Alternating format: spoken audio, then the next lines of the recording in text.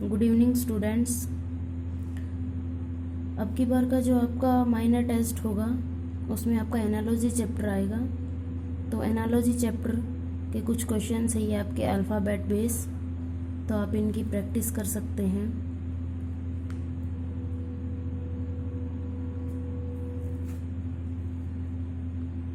Analogy chapter और classification ऐसे chapter हैं जिनकी कोई लिमिट नहीं है।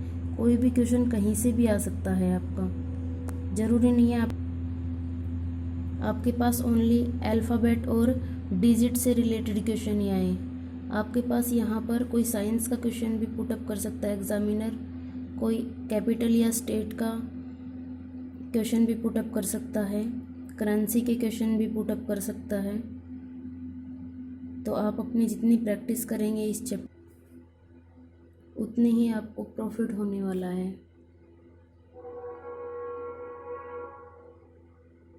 कुछ सिंपल क्वेश्चंस भी हैं इसमें और कुछ अच्छे क्वेश्चंस भी हैं।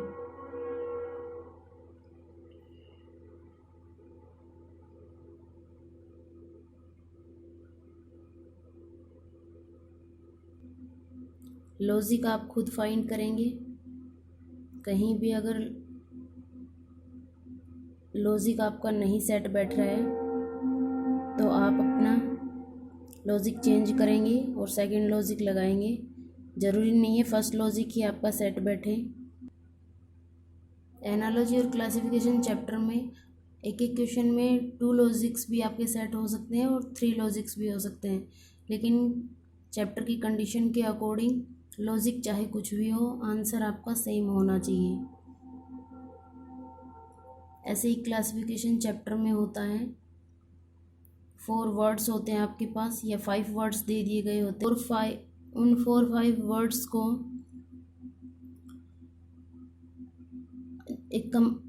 उन 4-5 वर्ड्स में एक आपको क्लास मेंटेन करनी होती है कि 4 वर्ड्स एक क्लास में होंगे, यानी कि उनमें कुछ सिमिलरिटी होगी और एक बिल्कुल ही उनसे डिफरेंट होगा। तो जो डिफरेंट होगा वो आपका अलग होगा, वो आपका आंसर होगा। ये क्लासिफिकेशन चैप्टर की खासियत होती है।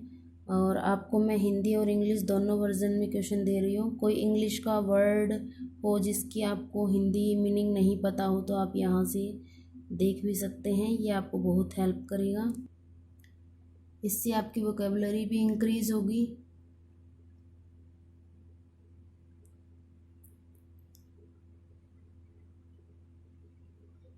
रिक्वेस्ट है आपसे एक बार सभी क्वेश्चंस को आप पढ़ें ज़रूर, क्योंकि इतने सारे क्वेश्चंस को हम याद तो रख नहीं सकते, लेकिन पढ़ा हुआ क्वेश्चन जब हमारे पास कभी सामने आएगा तो हम उसको अच्छे से गैस करके उसका आंसर ठीक कर सकते हैं। काफ़ी हद तक हमें हेल्प मिल सकती है उसको क्वेश्चन को ठीक करने में, क्योंकि इतना सारा डेटा किसी को भी याद नहीं रहता है। और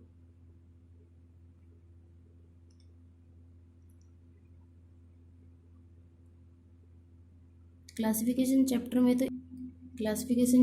तो एक ही क्वेश्चन को एग्जामिनर 2 टाइप से या 3 टाइप से सेट कर सकता है।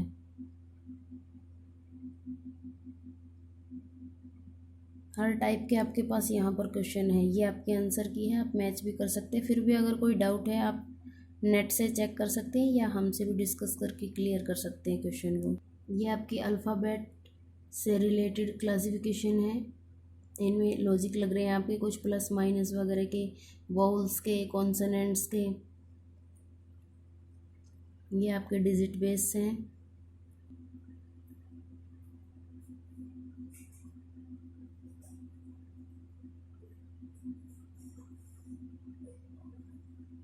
कुछ क्वेश्चन आपके वर्बली ही हो जाएंगे, उसमें आपको नोटबुक पेन की ज़रूरत ही नहीं पड़ेगी।